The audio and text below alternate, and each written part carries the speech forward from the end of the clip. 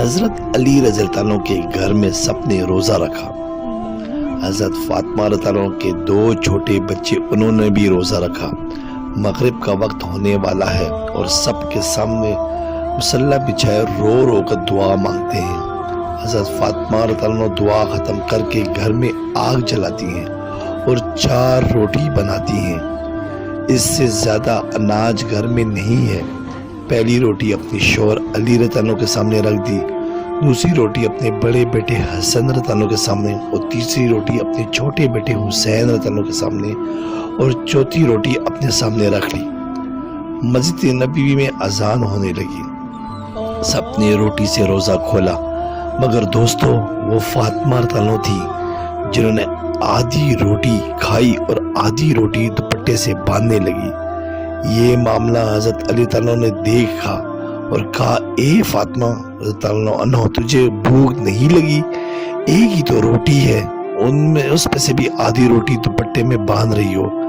فاطمہ تعالیٰ نے کہا، اے علی رضی اللہ عنہ، ہو سکتا ہے میرے بابا جان محمد صلی اللہ علیہ وسلم کو افطاری میں کچھ نہ ملا ہو، اور وہ بیٹی کیسے کھا سکتی ہے جس کے باپ نے کچھ نہیں کھایا ہوگا۔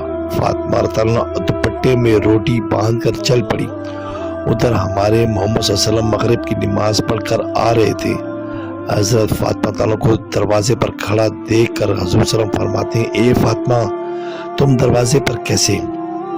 فاطمہ نے کہا، اے اللہ کے رسول مجھے اندر تو لے چلیں۔ حضرت فاطمہ تعالیٰ کی آنکھ میں آنسو تھے۔ کہا، جب افطار کی روٹی کھائی تو آپ کی یاد آ گئی، شاید آپ نے کچھ نہ کھایا ہو، اس لیے آدھی روٹی دوپٹے سے باندھ کر لے آئی۔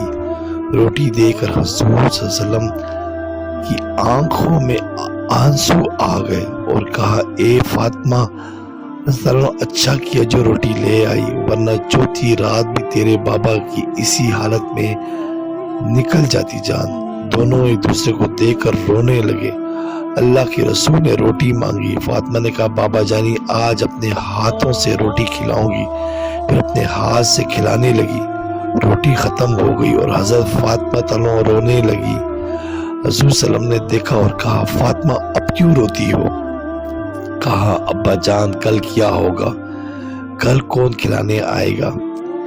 کل کیا میرے گھر میں چولہا جلے گا؟ کل کیا آپ کے گھر میں چولہا جلے گا؟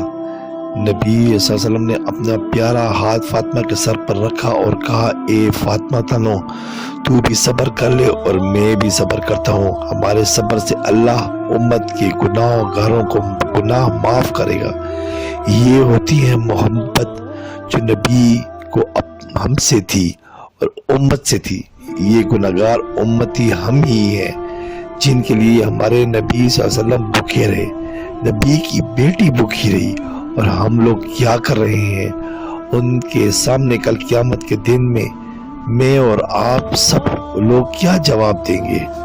سبسکرائب کریں، لائک کریں اور بیل آئیکن پہ کلک کریں تاکہ آپ کو اس طرح ہی پیاری اچھی اسلامی ویڈیو ملتی رہے۔